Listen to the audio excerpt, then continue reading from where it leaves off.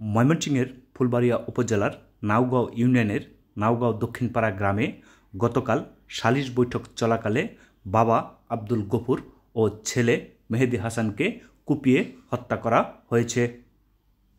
এ ঘটনায় গফুরের স্ত্রী বাদী হয়ে ফুলবাড়িয়া থানায় মোতালেব, বিএনপি নেতা হাবিবুর রহমান ও 2 জন ইউপি সদস্য সহ 22 জনকে এজাহার নামীয় ও অজ্ঞাত 50 থেকে 60 জনকে আসামি করে একটি হত্যা মামলা দায়ের করেছেন।